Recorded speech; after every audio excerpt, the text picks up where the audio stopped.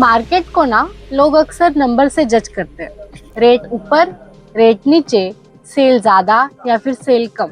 जैसे सेल्स होती है वैसे उनको लगता है कि मार्केट ऊपर नीचे हो रहा है। बात सही है, पर मार्केट का नेचर अलग होता है। ऐसा नहीं है कि आप मार्केट को कंट्रोल कर सकते हो, ये चीज नहीं है। अगर आप मैन्युफैक्चरर भी हो और अगर आपने ऐसा बोल दिया कि मैं जो बना रहा हूँ वो अगर मैं मार्केट में लेके आऊंगा तो वही ट्रेंड बन जाएगा, ऐसे नहीं होता है।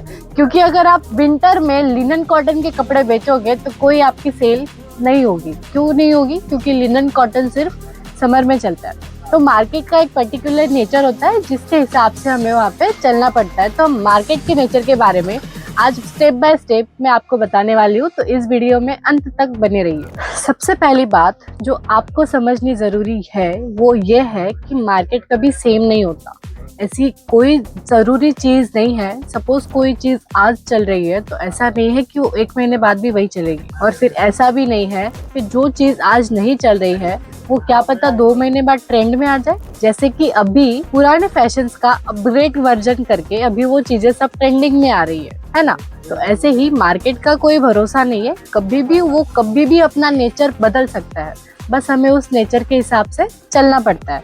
अगर आप ऐसे समझ रहे हो कि मैं मार्केट को बदल सकता हूँ तो आप गलत सोच रहे हो, क्योंकि मार्केट को हम नहीं बदल सकते। मार्केट हमें बदलने पे मजबूर करता है, मजबूर भी नहीं करता। अगर वैसे आप नहीं चलोगे तो आपकी सेल्स भी नहीं होगी। इसलिए मार्केट के नेचर के हिसाब से ही हमें सेल्स करना पड़ता है। मार्केट की भी एक अपनी डिमांड होती है। रिटेलर के हिसाब से अगर कोई कस्टमर उनसे बार बार एक ही चीज मांग रहा है तो उनको वो स्टॉक लेना पड़ता है, और वही चीज उनके एरिया में या फिर उनकी सिटी में ट्रेंडिंग होती है। और होलसेलर के हिसाब से अगर कोई रिटेलर उनके पास से एक ही स्टॉक बार बार वो सप्लाई कर रहे हैं तो होलसेलर के लिए वो उनका ट्रेंड है। रिटेलर्स के हिसाब से क्या होता है, उनका जितना मार्जिन हो, जितना वो प्रॉफिट हो रहा हो, उतना उनका मार्केट ऊपर होता है। और होलसेलर के हिसाब से भी वही चीज होती है। मार्केट ना कुछ फैक्टर्स पे काम करता है, जैसे कस्टमर का बिहेवियर, उनकी डिमांड, आपका सप्लाई और सीजन के हिसाब से। सीजनल भी बहुत इंपॉर्टेंट चीज है, आप उसको इग्नोर नहीं कर सकते।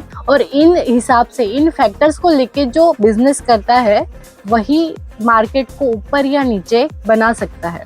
अगर जो फ्लेक्सिबल होता है वो लोग कर लेते हैं, और जिनसे नहीं हो पाता उनके मुंह में सिर्फ एक ही शब्द होता है, मार्केट चल नहीं रहा, मार्केट गिरा हुआ है, या फिर मार्केट अभी ठंडा है। मार्केट का एक स्ट्रॉन्ग नेचर होता है डिमांड। जैसे सीजन होता है वैसे डिमांड आती है, जैसे कस्टमर्स होते हैं वैसे डिमांड आती है। रिटेलर के हिसाब से अगर कोई कस्टमर उनसे बार बार एक ही चीज मांग रहा है या फिर बहुत सारे कस्टमर्स एक ही चीज की डिमांड कर रही है तो उनके लिए वो ट्रेंड बन जाता है। और होलसेलर के हिसाब से अगर कोई रिटेलर उनसे एक ही स्टॉक का सप्लाई बहुत बार करवा रहा है, उनके रिपीट ऑर्डर्स आ रहे हैं, तो उनके लिए वो ट्रेंड हो जाता है। मार्जिन जितनी ज्यादा होती है उतना उनका मार्केट ऊपर होता है, और मार्जिन जितनी कम मिलती है उतना उनका मार्केट कम होता है। चलो ज्यादा ज्ञान नहीं देती, पर एक बात बोलना चाहूंगी कि मार्केट के नेचर के हिसाब से आप उसके साथ चलना सीखो। क्योंकि मार्केट ना आपको सही टाइम पे सही सिग्नल देता रहता है, सही डिमांड से, सही टाइमिंग से, सही सीजन से। बस आपको वो सिग्नल को समझना आना चाहिए। अगर आपने उस सिग्नल को पकड़ लिया तो फिर आपकी गाड़ी पे कभी चालान नहीं आएगा। बिजनेस वाली गाड़ी पे कोई आपकी पावती फाड़ के नहीं जाएगा, और आपकी गाड़ी एकदम सही रास्ते पे चलती रहेगी।